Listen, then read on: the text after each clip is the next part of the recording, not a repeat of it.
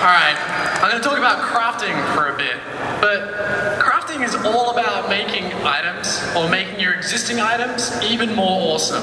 So I wanted to take a step back and look at the way that items were handled in Diablo 2, and what their item lifecycle was. You kind of got items from two different sources in Diablo 2. You could buy it from a vendor, or you could do what I've done here, kill Andariel and get awesome trident. Once I've picked up that item, I'm probably gonna say wear it for a while, but then it's gonna get upgraded, and I can trade it to my friend for some gold, maybe if I'm lucky, or I can sell it to Chassi here for some gold. But what do I do with that gold? Well, you could gamble it with Geed. Geed allowed you to buy these unidentified items for like crazy amounts of gold or crazy little amounts of gold, and then you identified them and found out what it was. The system is actually really cool because it gave you access to some super powerful items, but a lot of people had a really negative experience when they first tried it out, so they never really went back and kept on doing it again and again and again. So you just end up hoarding all of your gold, and that's not really a life cycle, that's just, you know, a pub with no beer. And that makes Andrew really, really sad. So what are some of the things that we're doing in Diablo 3 to make this item life cycle better? First off, I want to talk about the Mystic. The Mystic is where you go if you want to enhance your items.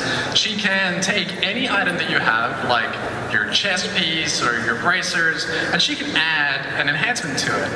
The enhancements are a wide array of things, like Gold Find or Magic Find, but also increase core stats. There's also a whole bunch of things that you can do for, like, that's class related. So for example here, it increases hatred regeneration by 0.83 per second on a one-handed weapon. The interesting thing about enhancements in Diablo 3 as opposed to WoW is they're actually random. So that 0.83 per second, that actually has a chance, like the bottom line for that is 0.66 per second. So you can see up here I've enhanced my Keen Axe of Storms with hatred regen, and I've gotten the bottom. It's like 0.66 per second. I can reapply that enhancement and have a chance of actually making it better and making it get to the top end of that range. The awesome thing about that is, as you're leveling up, you know, you apply the enhancement and that's good enough. And it's maybe like middle range, but at the end game, by applying these enhancements, you can get like really super powerful enhancements on your items that you wouldn't ordinarily be able to get by investing time and resources into that. And of course, she really facilitates aberrant builds. What is that? That is a demon hunter running around with a one-handed axe and a shield. Who the hell thought of that? We did, because it's awesome, you know? Like, you don't always have to run around and play with ranged weapons. Maybe you just want to, like, spam Fan of Knives and Chakram and bolt everywhere and that sort of stuff. And the Mystic can allow you to do that. Ordinarily, you wouldn't be able to get hatred regen on a one-handed axe. But, hey, she lets you do it because she's kind of cool.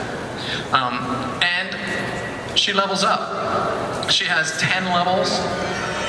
Awesome artwork. We have amazing eyes, by the way. Have you noticed?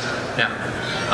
She levels up. She has 10 levels. Every time she levels up, she gets more powerful enhancements. And she uses pages of training to level up, which you can get from killing monsters randomly in the world. The next guy I want to talk about is the Jeweler. This guy's Covetous Shen. He's a little bit shady, but if you have anything gem related, he's the guy to go to.